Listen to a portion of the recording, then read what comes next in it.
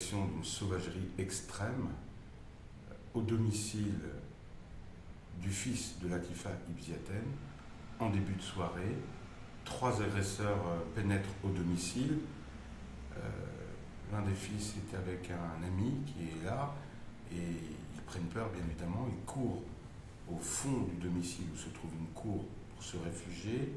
Ils ferment la porte. Les agresseurs réussissent par un Velux à rentrer dans la cour, et là c'est un déchaînement, une sauvagerie qui s'abat sur le fils et l'ami, et du sang partout, sur les murs, par terre, et ils se sont retrouvés au CHU très rapidement avec la nécessité de pratiquer un scanner cérébral, et ils sont psychologiquement en miettes tous les deux. L'effet de sidération, la violence, le choc, et blessés physiquement. Comment s'est passée l'agression? Des coups de pied, des coups de poing? Il y avait des armes? Il n'y avait pas d'armes, en tout cas pas d'armes exhibées. L'agression s'est déroulée sur une dizaine de minutes, et ensuite les agresseurs ont pris la fuite parce que le fils a indiqué que son père arrivait. Il a pu voir que les agresseurs partaient en voiture, et que dans cette voiture, il y avait à l'arrière une femme en handicap. Est-ce qu'il y a eu des insultes, des accusations verbales pendant cette agression?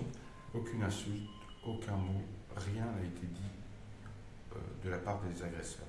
Pas un vol d'un objet à l'intérieur du domicile. Voilà, c'est une expédition punitive pour faire mal, pour blesser, et peut-être plus. On verra ce que nous dira l'enquête. Est-ce que vous y voyez un lien avec l'affaire Mera, évidemment, l'agression, les tags sur le domicile de Latifa, la maman? Est-ce que vous voyez un lien entre toutes ces affaires? C'est une piste qu'on ne peut pas exclure, le lien avec l'affaire Mera.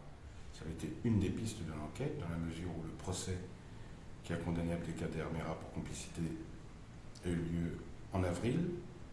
En juin, c'est le domicile et la façade du domicile de Latifa où on découvre un matin des inscriptions de menaces de mort, et 30 jours plus tard, c'est l'un des fils qui est passé à tabac.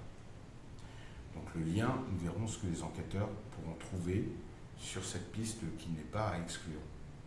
Qu'est-ce que vous demandez aujourd'hui à la justice, aux enquêteurs? Qu'est-ce que vous attendez d'eux? Moi, je pense que maintenant, il va falloir interpeller très rapidement les agresseurs, puisque la police scientifique a relevé un certain nombre d'empreintes. Et je crois que, bien évidemment, c'est la justice qui doit donc passer, et doit passer sans concession. Okay. Qu'est-ce que vous a dit aujourd'hui, ce matin, le fils de Latifa? Qu'est-ce qu'il vous raconte de leur état d'esprit, de leur traumatisme? Ils ont peur. Ils ont peur, ils ne sont pas au domicile, ils ne peuvent pas retourner au domicile. Ils ont peur, ils sont dans un état psychologiquement délabré. Mais voilà, ils ne se sentent pas en sécurité.